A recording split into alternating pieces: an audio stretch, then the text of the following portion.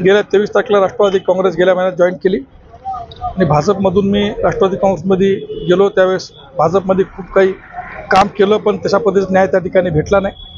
नायगाव विधानसभा मतदारसंघातले काही विकासाचे कामं त्या ठिकाणी प्रलंबित होते, जे की अतिशय शेतकऱ्याच्या जिव्हाळ्याचे प्रश्न आहेत। ते प्रश्न घेऊन आम्ही पक्षामध्ये राष्ट्रवादीमध्ये प्रवेश केला आणि आज प्रतापराव चिखलीकर साहेबांच्या नेतृत्वाखाली, अजितदादाच्या नेतृत्वाखाली राज्यामध्ये आणि जिल्ह्यामध्ये काम करत असताना नायगावच्या विधानसभा मतदारसंघातले अनेक प्रश्न त्या ठिकाणी प्रलंबित आहेत।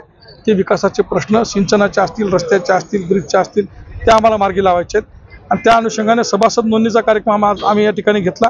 पण ते सभासद नोंदणीचा कार्यक्रम न होता सभेमध्ये रूपांतर झालं। म्हणजे इतका प्रतिसाद आमच्या या सभासद नोंदणीला त्या ठिकाणी आज मोठ्या प्रमाणात त्या ठिकाणी भेटला आणि राज्यामध्ये सगळ्यात जास्त सभासद नोंदणी हे नायगाव विधानसभा मतदारसंघामध्ये मी आणि आमचे सगळे कार्यकर्ते, तालुका अध्यक्ष असतील, आमचे बूथ प्रमुखचे अध्यक्ष असतील, सगळ्या सर्वसामान्य कार्यकर्त्यापासून सगळ्यांनी मानस केला आहे की राज्यामध्ये सगळ्यात जास्त सभासद नोंदणी राष्ट्रवादी काँग्रेसची आम्ही नायगाव विधानसभा मतदारसंघातून करणार आहोत। आपण भाजपमध्ये होतात, पदाधिकारी होतात आणि मित्र पक्ष हा राष्ट्रवादी आहे, तरी सुद्धा तुम्ही भाजप सोडून राष्ट्रवादी?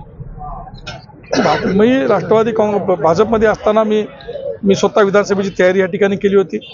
मी 3 सर्वेमध्ये माझं नाव पहिल्या नंबरला होतं, पण पक्षाकडे उमेदवारी मागितली, पक्षाने उमेदवारी दिली नाही।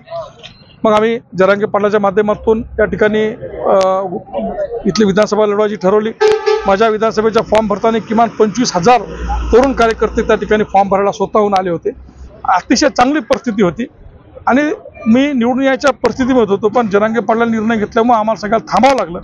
पण त्याचा विचार न करता पक्षाने आम्हाला माझ्यावर निलंबनाची कारवाई केली आणि पक्षाने निलंबनाची कारवाई केल्यानंतर मला अशा पक्षामध्ये जावं वाटलं की जो पक्षामध्ये पूर्वी होतो आणि या पक्षामध्ये खरं कार्यकर्त्याला न्याय देणारा हा पक्ष आहे। चुकलो जरी असं तर हा पक्ष परत बोलावून घेऊन समजून काढून ताकद देण्याचं काम ह्या पक्षाच्या नेतृत्वामध्ये असल्यामुळं या पक्षामध्ये प्रवेश केला।